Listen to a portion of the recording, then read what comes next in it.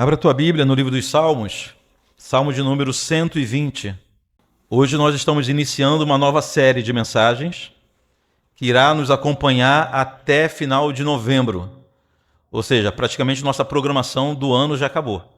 Essa série nos acompanha até final de novembro. Início de dezembro a gente tem sempre a nossa série do Advento, do mês do Advento, preparando-se para o Natal. Vamos caminhar pelos Salmos dos degraus, eu vou explicar o que esses salmos representam. Vamos fazer a leitura no Salmo de número 120. Diz assim a palavra de Deus: Na minha angústia clamo ao Senhor e Ele me ouve. Senhor, livra-me dos lábios mentirosos, da língua enganadora. Que te será dado, ou que te será acrescentado, ó língua enganadora? Setas agudas do valente e brasas vivas de zimbro. Ai de mim, que peregrino em Meseque e habito nas tendas de Quedar. Já há tempo demais que habito com os que odeiam a paz. Sou pela paz. Quando, porém, eu falo, eles teimam pela guerra. Vamos orar? Pai querido, muito obrigado por tua santa palavra lida mais uma vez aqui nessa manhã. Necessitamos agora da ação poderosa do Espírito Santo nos fazendo entender. Nos dê iluminação, Senhor, para que de fato sejamos edificados com a tua palavra, confrontados com a tua palavra, mas também consolados com a tua palavra, para que o teu nome seja glorificado aqui nesse lugar. Em nome de Jesus. Amém. Em algumas oportunidades eu já falei para os irmãos que esse conjunto de 15 salmos, que começa no Salmo 120 e vai até o Salmo de número 134, são chamados Salmos dos degraus, ou dependendo da versão, Salmo de romagem, Salmo de romaria, ou Salmo de caminhada, Salmo de peregrinação. Tudo isso quer dizer a mesma coisa. O fato é que, segundo a tradição, esses 15 salmos, eles eram cantados toda vez que o povo de Deus caminhava para o templo em Jerusalém, para as grandes festas de Jerusalém, principalmente a Páscoa. É chamado de Salmo dos degraus, porque Jerusalém estava no alto, está no alto do Monte Sião.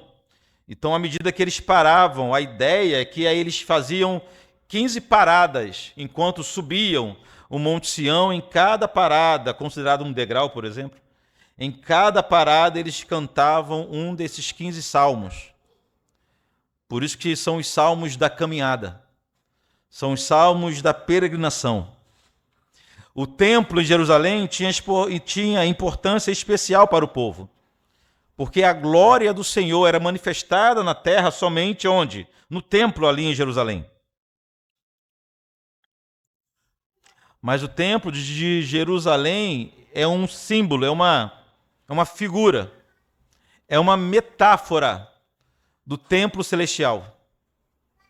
Sendo assim, da mesma forma que os judeus caminhavam para o templo de Jerusalém, nós também caminhamos para o templo celestial do Senhor.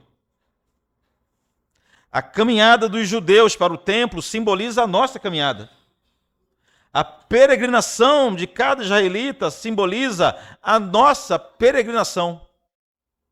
E ao longo dessas 15 semanas, nós vamos conhecer mais as similaridades entre a caminhada deles e a nossa caminhada. É a mesma coisa, nada mudou. Não tem nada de novo debaixo do sol, como diz a Bíblia. As dificuldades da caminhada são as mesmas. Tanto os pontos negativos, os sofrimentos, as dores, as decepções, as angústias, os medos, mas também as alegrias, as celebrações, as certezas, as conquistas. Tudo que os israelitas experimentavam caminhando para Jerusalém, nós experimentamos caminhando também para a Nova Jerusalém. Por isso nós utilizamos esses salmos como analogia para a nossa peregrinação como servos de Deus. Nesses salmos, ou nessa série, trataremos de sentimentos, de momentos, de situações que estão presentes em nossa caminhada de vida. Dor, medo, perigo, mas também esperança, fé, confiança, oposição, ajuda, paz. Tudo isso vivemos enquanto caminhamos, não é verdade? Ou será que a tua vida é caracterizada apenas por uma marca? Você canta e celebra o tempo todo? Ou você chora e lamenta o tempo todo? Não é. Nós experimentamos vários sentimentos, mas nós iremos encontrar ânimo, consolo e fortalecimento aqui na palavra de Deus ao longo dessas semanas. Amém? Quero iniciar dizendo que eu lido diretamente com o ministério pastoral há muito tempo. Nem sei quantos anos eu tenho de ordenado, poucos anos, 7, 8 anos, não sei agora. Mas, servindo a igreja há muito tempo, em alguns períodos mais ativo e outros menos, mas muita experiência a gente tem lidando com os irmãos, auxiliando o ministério pastoral. Chego hoje com a certeza, irmãos, que poucas coisas podem provocar mais transtorno, poucas coisas podem provocar mais dano na vida de um cristão ou da igreja do que línguas maliciosas. As línguas maliciosas têm um poder que nós não conseguimos mensurar. Quantos irmãos já foram vítimas de mentiras? Já se viram completamente impotentes, sem ter como provar a verdade, diante um vendaval de calúnias, uma rede de intrigas e difamações. Isso é muito comum em igreja, não. Isso é muito comum em todo lugar onde há uma aglomeração de pessoas.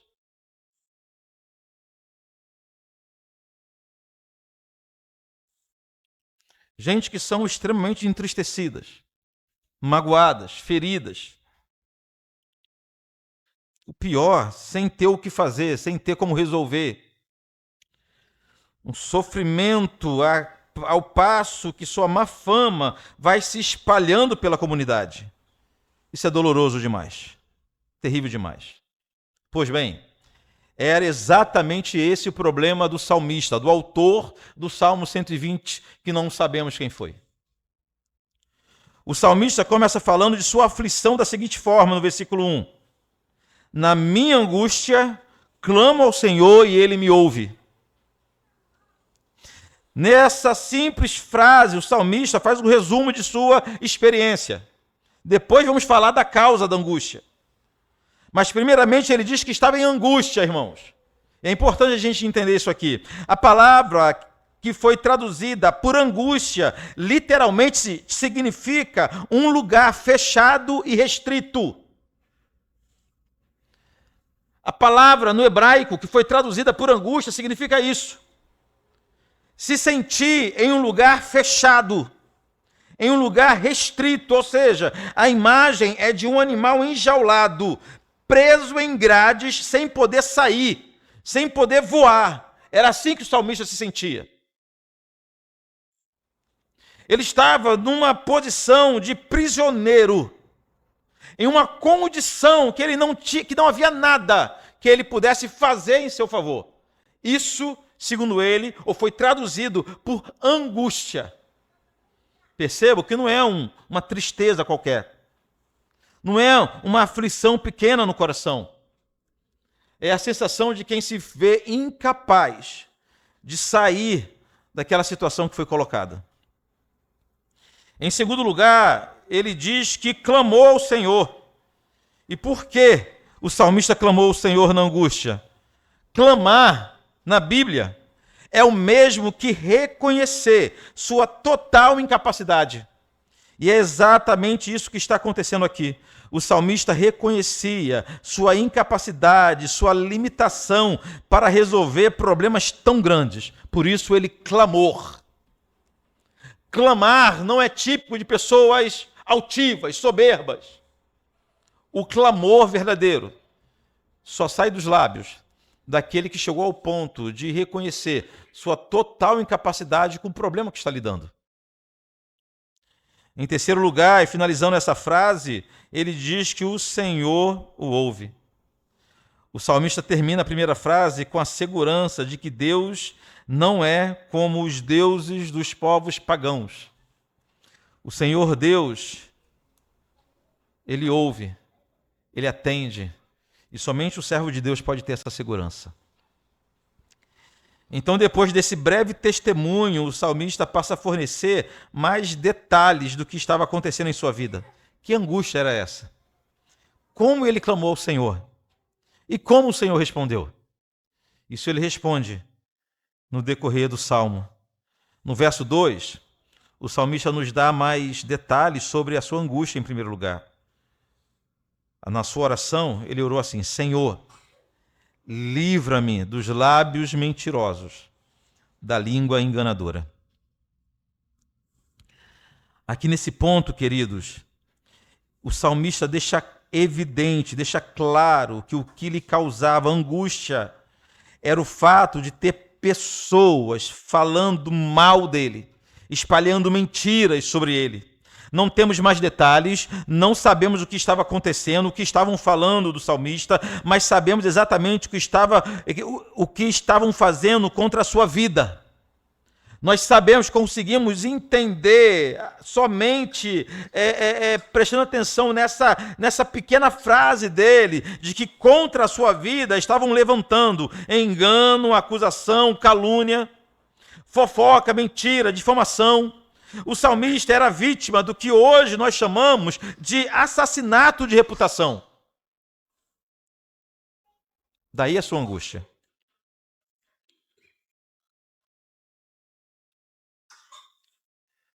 A pergunta é, por que ele se angustiava com isso? E por que quando chegou ao seu conhecimento, que estavam criando uma rede de intriga contra ele, por que ele sentiu tanta angústia? É simplesmente porque não havia nada que ele pudesse fazer contra esse tipo de inimigo. Normalmente, quando surge esse tipo de boato, ninguém nem sabe de onde surgiu, não é verdade? Você tenta puxar, fazer uma verificação, tentar descobrir de onde surgiu o boato, a gente nunca chega ao autor. É sempre alguém que ouviu, de alguém que ouviu, de alguém que ouviu, de alguém que ouviu. Por isso a angústia. Lembra do que era angústia? Lugar fechado, restrito. É o sentimento do salmista. Isso já aconteceu com você em algum momento? Você já foi caluniado sem sequer saber o autor da calúnia? Você já foi vítima de uma campanha de difamação? Alguém já espalhou mentiras ao seu respeito que lhe deixaram sem condições de reparar um dano? Ou não? Alguém já espalhou verdades ao seu respeito que lhe deixaram extremamente constrangidos? Porque a maldade também pode estar em espalhar verdades. A calúnia, o mal não acontece apenas espalhando mentiras. Eu posso falar a verdade ao seu respeito, está danificando você da mesma forma. Por exemplo, eu posso espalhar um erro teu que você cometeu de fato. Alguém pode espalhar uma falha tua que de fato você cometeu. Está trabalhando na comunidade usando um fato que é verdadeiro, mas que não deveria ser usado como arma para magoar, para ferir ninguém. Não temos essa autorização. Pois são esses ataques verbais que roubam a paz, que ferem o coração, que o salmista chama de prisão, ou novamente, de angústia. Queridos, palavras têm forças, podem causar feridas mais profundas, até mesmo que violência física. Palavras. Muitos de nós carregam por toda a vida feridas na alma. Feridas essas fruto de ações desses dois vilões descritos pelo salmista, lábios mentirosos e língua enganadora. A tragédia que se segue após a ação desses dois vilões é a prisão, como nós vimos. Centenas, milhares de pessoas aprisionadas, angustiadas por terem sido vítimas de mentira, de calúnia, de fofoca, de maledicência. Há muitos que jamais conseguiram reconstruir a própria vida depois que foram vítimas desses dois vilões, lábios mentirosos e línguas enganadoras. O que a Bíblia fala sobre a língua? Você lembra? A Bíblia diz que a língua é um instrumento de inigualável valor. Tiago fala isso. Fala sobre o poder que a língua tem. Sem a língua, por exemplo, nós não falaríamos palavras de amor para quem amamos. Sem ela, a mãe não cantaria canções de niná para os filhos. Ó, que preciosidade! Sem a língua, o professor não iria instruir seus alunos. O comandante não daria ordem à tropa. Sem ela, o pregador não conseguiria anunciar o evangelho. Porém, apesar de todas as suas qualidades, a língua pode gerar sérios problemas. Na epístola de Tiago, não precisa abrir, Tiago, capítulo 3, do versículo 3 ao 8, diz que a língua é poderosa, é perigosa e impossível de controlar. Tiago, irmão de Jesus, nos ensina isso. De novo, que a língua é poderosa, é perigosa e impossível de ser controlada.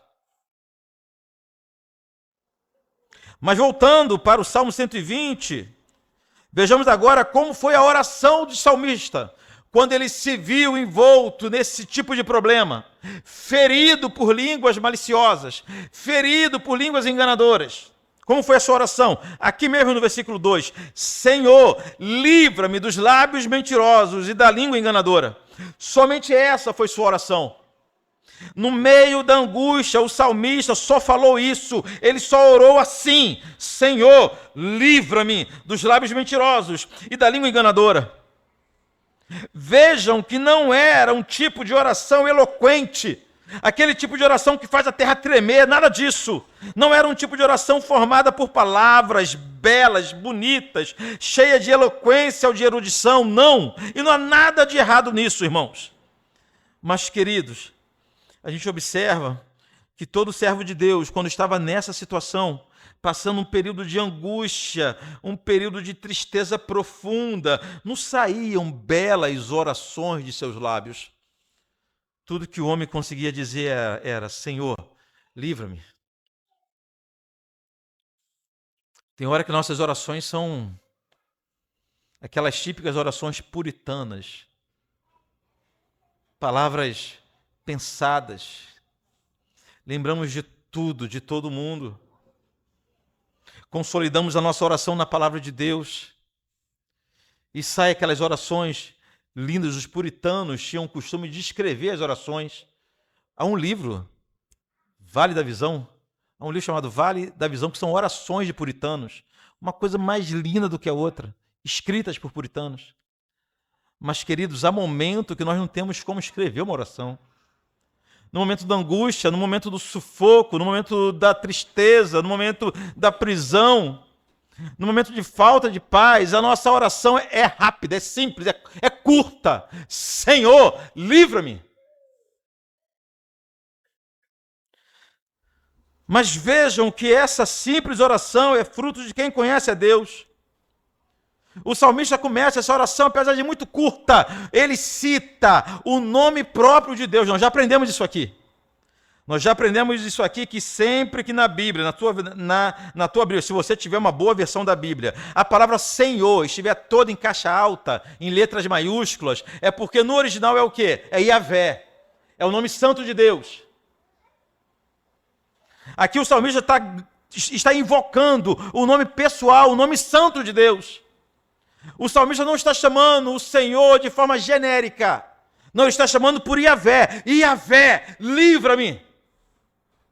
Nós já aprendemos o que há por trás desse santo nome de Deus, o seu nome próprio, o seu nome pessoal.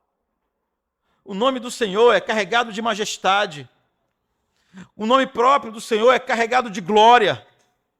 Ao invocar o nome próprio do Senhor, nós estamos invocando todo esse poder que há em Deus.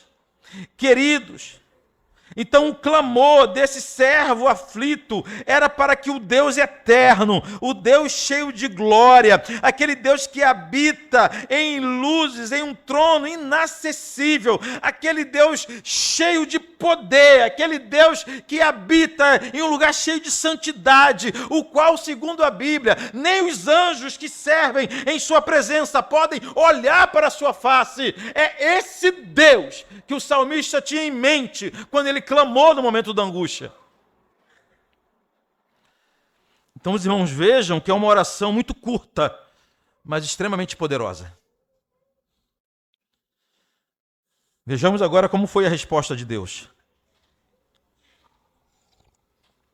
Porque a boa notícia é que Deus sempre responde nossas orações. Você gosta de boa notícia, né? Mas eu trago também uma má notícia. Nem sempre é do jeito que a gente quer a resposta de Deus. Pense comigo. O salmista era vítima de quê? De lábios mentirosos, de língua enganadora. Ele confiava em Deus ao ponto de invocar o seu nome santo. Então, como o Senhor deveria responder essa oração? Se fosse você, como você esperaria que o Senhor respondesse essa oração? Você está sendo vítima de fofoqueiros. Como que você esperaria uma resposta? A resposta que desejaríamos seria mais ou menos assim: meu servo, pode deixar que eu vou lutar por você. Não é assim que a gente gostaria de uma resposta? Deixa comigo que eu vou envergonhar os seus inimigos. Eu vou colocar uma batata quente na boca desses linguarudos. Não era assim que a gente queria ouvir? Não era assim? Eu vou costurar a boca desses homens. Eu vou queimar a língua dessas infelizes. A gente queria uma resposta assim de Deus.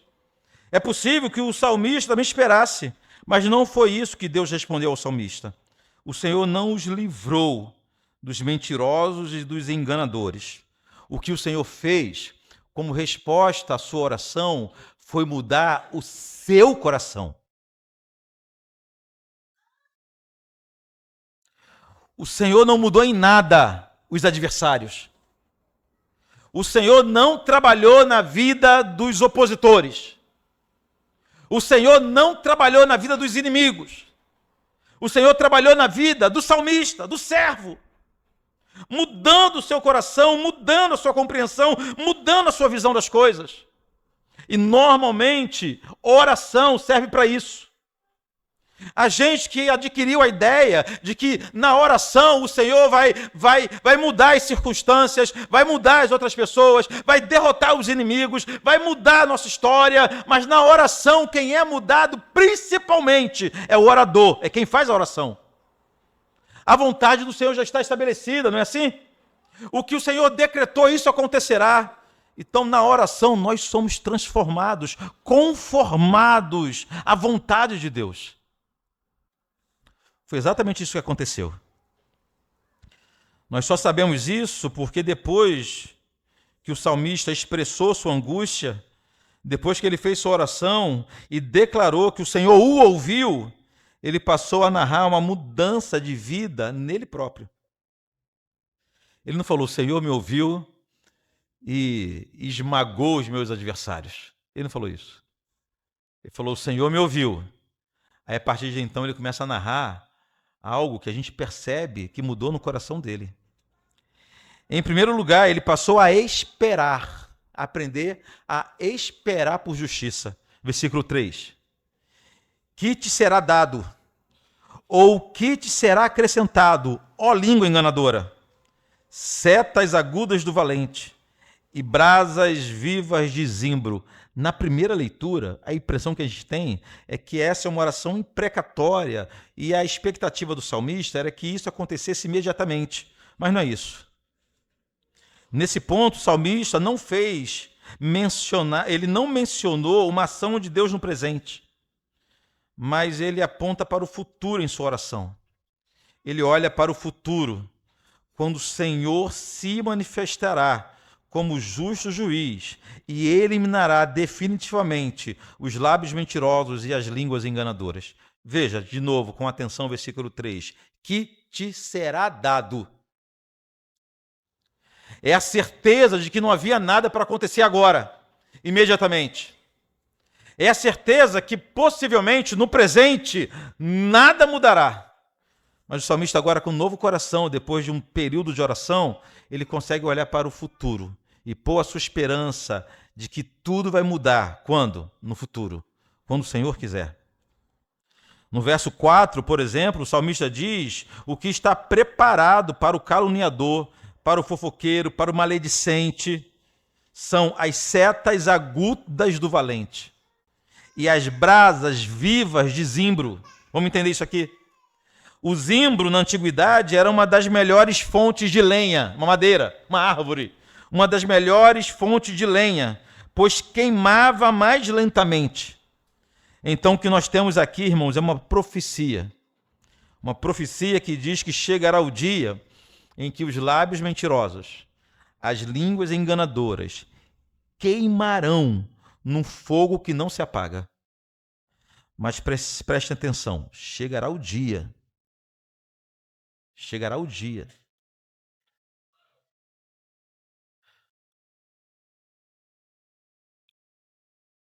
Não agora. Possivelmente nem nesse lado, nem nessa história. A nossa esperança, era a esperança do salmista, não é que os enganadores seriam aniquilados.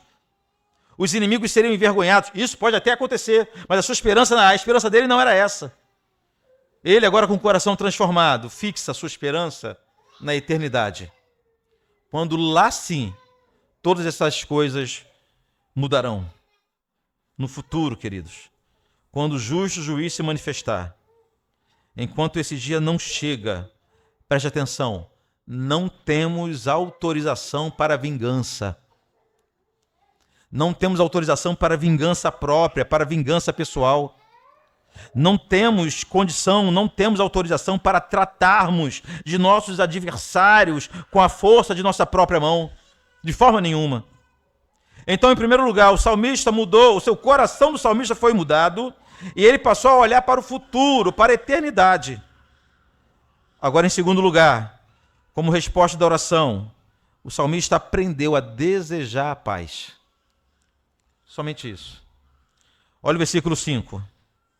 Ai de mim, que peregrino em Meseque, e habito nas tendas de Quedar. Vamos entender isso aqui. Nesse ponto aqui, o salmista diz que vivia em duas cidades, Meseque e Quedar. Meseque e Quedar eram duas nações pagãs e idólatras. Gente imoral, fora da aliança, fora do povo da aliança. É óbvio que o salmista não vivia nesses lugares. Ele era judeu, israelita, vivia em Israel. O que ele está dizendo aqui, queridos, é que, preste atenção se você se você entende esse ponto, ou se assemelha de alguma maneira a essa situação do salmista. O que ele está dizendo aqui é que viver no meio de irmãos maledicentes é o mesmo que viver no meio de gente que não serve a Deus. É o mesmo que viver no meio de pagãos. Está no meio de pessoas em que você deve lidar o tempo todo, diuturnamente, com malícia, com fofoca, com disse-me-disse, com boatos. Segundo o salmista, é a mesma coisa que viver no meio de um povo que não é aliançado com Deus, que viver em Meseque, em Quedar, em viver no meio de um povo pagão, que desconhece o Senhor, de viver no meio de gente incrédula. Triste. Triste isso. Por isso ele diz no verso 6 assim: há tempo demais que habito com os que odeiam a paz.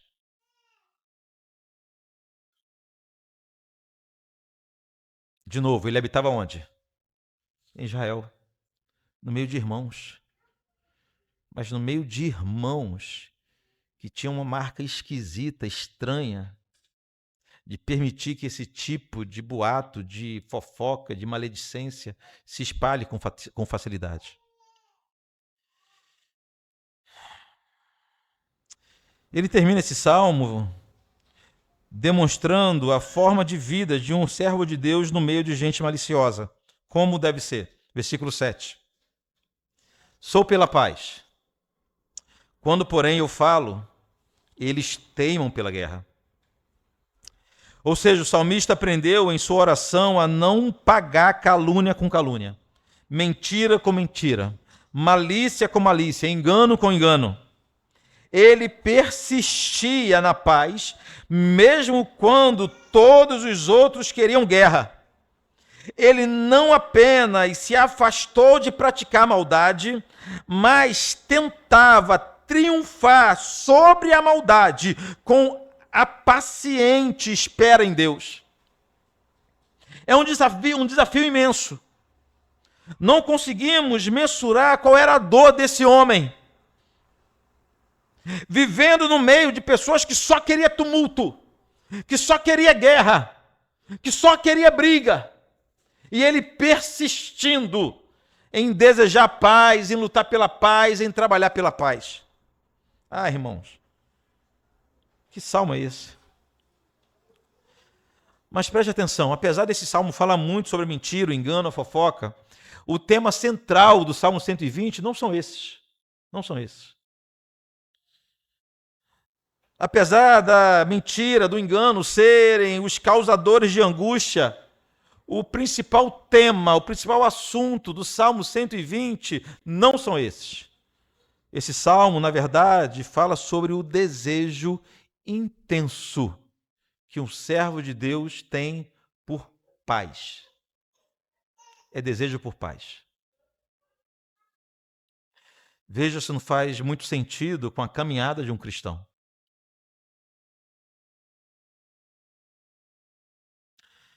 Nós não podemos esquecer que esse é um salmo de peregrinação. O que nos mostra logo no início dessa série é que, por vezes, a falta de paz vai atribular nossa caminhada. Esse salmo retrata a aflição de uma pessoa que não aguentava mais viver em guerra, ou viver no meio de gente que só desejava guerra. No caso do autor desse salmo, ele estava sendo oprimido por gente maledicente, mas há milhares de outras coisas com potencial para nos roubar a paz.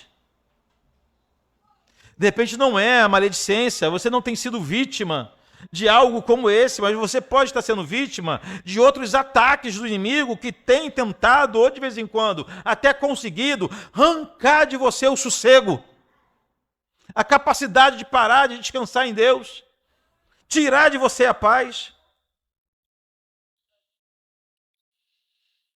A falta de paz tem sido característica da caminhada de muitas pessoas, e eu não estou falando da falta de paz no sentido de violência urbana, nem de criminalidade, mas nós podemos afirmar, irmãos, que há uma epidemia de falta de paz no mundo hoje em dia. É muito comum.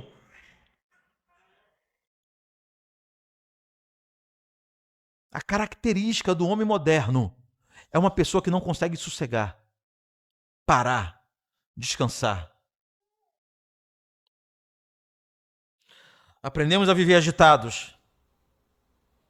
Aprendemos a viver agitados, sempre correndo, sempre agoniado. São muitos compromissos que nós assumimos. Inclusive, eu sei que muitos irmãos, há muito tempo, não conseguem experimentar o longo período de noites tranquilas. Falta de paz. Todo mundo correndo o tempo todo. Já reparou que ninguém tem tempo para nada? Estão nos impondo um ritmo frenético que consome a nossa energia, consome a nossa vida e, obviamente, influencia também em nossa vida com Deus e nossa vida em comunidade. E a gente absorve isso como se fosse algo natural. Acha que bonito é estar sempre correndo. Bonito, bom, saudável, está sempre agitado. Uma criança agitada, para a gente, é sinônimo de saúde. Um adulto agitado é sinônimo de produtividade, de proatividade. E assim vão roubando a nossa paz. Uma legião de gente sem paz. Sem momentos contínuos de tranquilidade. Mesmo no meio do povo de Deus. Minha grande preocupação é porque a falta de paz jamais deveria ser marca de um cristão. Jamais. Compreendemos muito bem quando homens e mulheres, e foi o que eu disse aqui no começo, compreendemos muito bem quando homens e mulheres que não conhecem o Senhor vivem mergulhado nessa agitação inquietante de um mundo incrédulo. Compreendemos. Mas os filhos de Deus são habilitados pelo Espírito Santo a terem paz, mesmo em meio ao tumulto. Mas não é isso que a gente tem visto.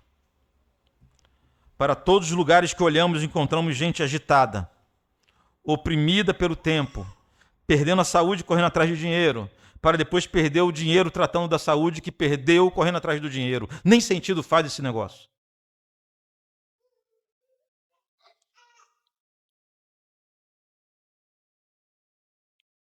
Infelizmente, muitos de nós ainda não percebeu que estamos inseridos em uma agenda diabólica de correria que rouba de nós o melhor do nosso tempo.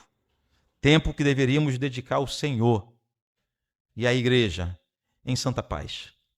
A gente não percebe isso. A gente tem a mania de achar que tudo é natural. São marcas de um novo tempo. Vou te dar um exemplo. Há 20 anos atrás, 30 anos atrás, a maioria da força do trabalho estava nas indústrias. O pessoal tinha um horário fixo de trabalho. Cheguei a trabalhar na indústria, meu pai trabalhou em indústria a vida toda. Meu amigo, de segunda a sexta, de 7 às 5h40, acabava, tocava lá a sineta 5h40, eu esquecia do trabalho. Quando chegasse domingo, segunda-feira de manhã, que eu ia ver como estava a máquina, como estava o material, pegar a gente, esquecia do trabalho. Hoje a maioria de nós tem que levar trabalho para casa, passa o dia inteiro fazendo cálculo, perde a noite fazendo cálculo e conta. A gente não percebe como isso é danoso para a nossa vida. Como não conseguir estabelecer, definir um horário para cada coisa é danoso para a nossa vida, para a nossa saúde física, que dirá para a saúde espiritual. Aí a história é sempre a mesma. Não tem tempo, não consigo, não vou conseguir.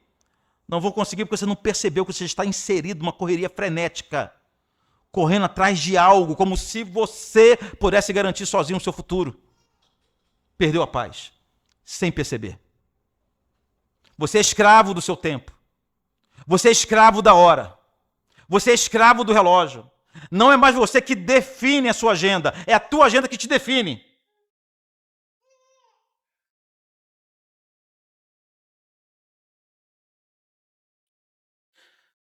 Um tipo de gente que perdeu a paz, que perdeu o controle sobre a própria vida. Tem também aqueles que perderam a paz, consumidos pela preocupação dessa vida. Eu não tenho a menor intenção de ignorar os seus problemas, irmãos. Mas eu preciso que você saiba que nenhum dos teus problemas deveriam ter o poder de roubar a tua paz. Nenhum deles. O Salmo de número 3, Davi diz o seguinte, deito e pego no sono, durmo porque o Senhor me sustém, ou porque o Senhor me protege. Quando a gente leu esse salmo, a impressão que a gente tem é que Davi estava no seu palácio, né? Na sua suíte imperial, cercado por guardas, aí dorme tranquilo, qualquer um dormiria tranquilo. Mas não era esse o contexto. Davi estava fugindo de ser morto por seu próprio filho Absalão, dormindo debaixo de árvores ou em cavernas, enquanto o exército mais temível do mundo dos seus dias, o exército de Israel, procurava matá-lo. Nesse contexto, o que Davi fala? Deito, pego no sono, durmo porque o Senhor me sustém. Eu nem dormiria. Fala para você dormiria? Como que você ia dormir? Você ia dormir assim, ó. Ó, né? Mas porque a gente permite que problemas que não têm poder de nos roubar a paz roubem. Mas ainda tem aqueles, como o salmista, que vivem em Meseque e habitam em Quedar. Para entender isso. São aqueles que, contra a própria vontade, vivem no meio de gente que gosta de confusão, agitação, brigas, contendas. Às vezes o ambiente que nós vivemos, seja em casa, no bairro, no trabalho, é um ambiente desfavorável. Existe gente assim, que infelizmente é contaminado, se deixa contaminar. O salmista não deixou-se contaminar, mas deixa-se contaminar pelo ambiente que o cerca. Cercado de gente impiedosa, cercado de gente problemática. Mas, queridos, independente do motivo, a dura verdade é que vivemos dias que a paz mais parece um sonho, uma utopia gigante, distante, melhor dizendo. Nós precisamos olhar para a palavra de Deus e compreender o que a palavra de Deus fala a respeito da paz. Eu trouxe apenas 4 textos para os irmãos. Eu vou ler, se você quiser apenas anote. Salmo 119, versículo 165, diz assim: grande paz tem os que amam a tua lei, para eles não há tropeço. Me diz uma coisa, a palavra de Deus falha? A palavra de Deus mente? Então a palavra de Deus que não mente diz que grande paz tem os que amam a sua lei, os que amam a lei do Senhor.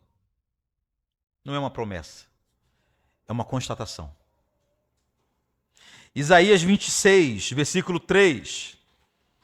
Isaías falando de Deus, ele diz assim: tu, Senhor, conservarás em perfeita paz aquele cujo propósito é firme, porque ele confia em ti. Isso aqui é maravilhoso. Mais uma vez, não é uma promessa, apesar de falar conservará, dá a impressão que é para o futuro, mas é uma constatação do profeta Isaías de que aqueles que confiam no Senhor, o Senhor conserva não em paz, mas em perfeita paz. Filipenses 4:6. Não andeis ansiosos de coisa alguma, em tudo, porém, sejam conhecidas diante de Deus as vossas petições, pela oração e pela súplica, com ações de graças. Olha o modelo de vida de um cristão. Orando diante do Senhor, com oração e com súplicas. Viver em oração, versículo 7. E a paz de Deus, que excede todo entendimento, guardará o vosso coração e a vossa mente em Cristo Jesus. E a paz de Deus. O versículo 7 aqui é o cumprimento do 6. Ou seja, para aquelas pessoas que vivem, que têm esse estilo de vida, de novo, não andando ansioso, mas colocando diante de Deus as suas petições, fazendo orações, fazendo súplicas diante do Senhor. Para esse tipo de gente, a paz de Deus que excede todo entendimento guardará o coração e a mente. E por fim, palavras de Jesus. Evangelho de João, capítulo 16, versículo 33. Jesus disse o seguinte: eu disse essas coisas para que em mim vocês tenham paz. Nesse mundo vocês terão aflições, contudo tenham ânimo, eu venci o mundo. Palavras de Jesus.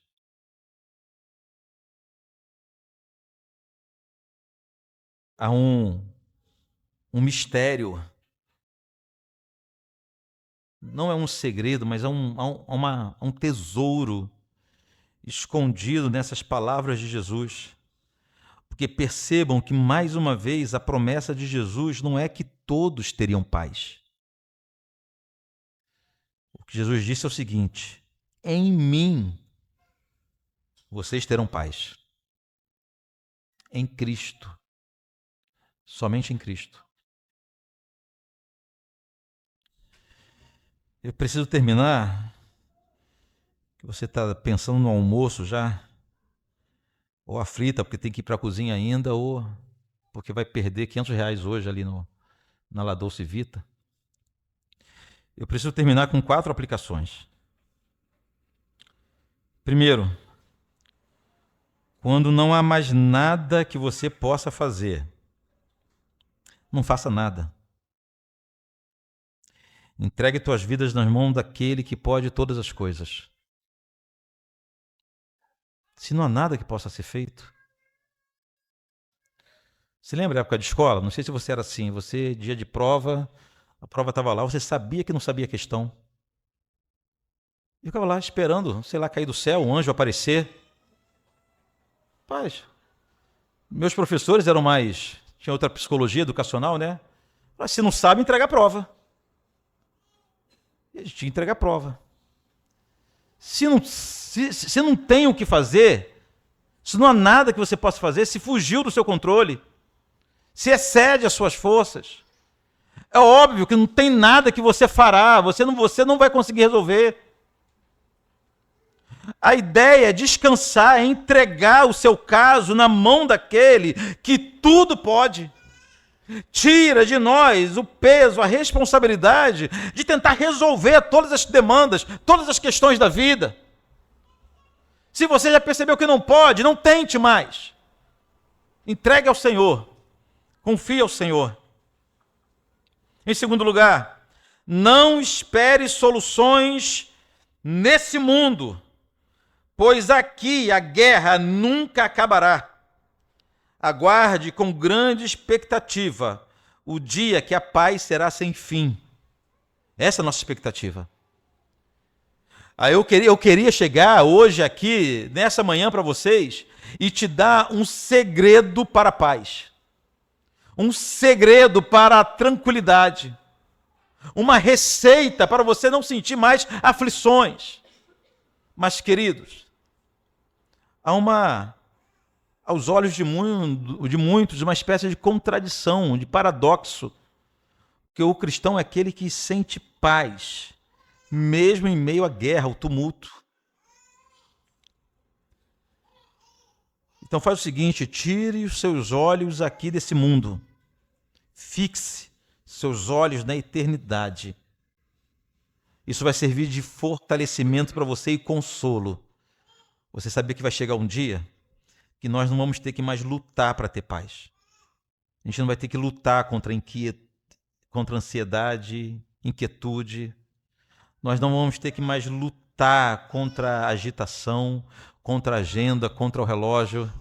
Chegará o dia que muitos chamam de o instante eterno. O minuto eterno, o instante da eternidade, onde teremos a santa paz com Deus. Até esse dia chegar, é guerra, é peleja, é luta. Mas eu quero que você lembre também que não é por acaso que Jesus é chamado de o príncipe da paz. Não é uma figura de linguagem vazia, de sentido firme, correto, forte. À medida que nos aproximamos de Cristo, lembra que a promessa dele é para aqueles que estão nele? À medida que nos aproximamos de Cristo, menos dependeremos das circunstâncias dessa vida para termos paz. O teu problema é que você está procurando paz fora de Jesus. O teu problema é que você está procurando uma vida tranquila, diminuindo a sua comunhão com Deus, não aumentando. Não vai conseguir, não vai alcançar. E por fim, olhe para a cruz. Quando você entender definitivamente e se render ao que aconteceu na cruz de Cristo, o Espírito Santo o capacitará a perseverar firme, aguardando pela manifestação do justo juiz, do Rei dos Reis, o dia que ele colocará todas as coisas em ordem. Então o que você precisa hoje? Você precisa olhar para a cruz de Jesus. Você precisa entender o que aconteceu ali. Se nós lembrarmos das aflições do salmista, né? Foi caluniado, língua caluniadora, lábios mentirosos. Ninguém mais do que Jesus foi caluniado nessa história. Porque preste atenção, quando alguém fala mal da gente, em alguma medida a pessoa está acertando. Não vem dizer que a pessoa está mentindo em tudo que não está. Ela pode estar até errando no erro. Mas de Cristo, o Deus Santo, ele foi chamado, ofendido, de agir pelo poder de Satanás. Ele foi chamado, envergonhado por nomes indizíveis. Mas ele suportou a dura dor por um único motivo: para que nós tivéssemos acesso ao Pai e hoje nós pudéssemos viver em paz, de forma que ninguém ou nada roubará a nossa tranquilidade. Tenham paz, irmãos. Vamos falar com Deus?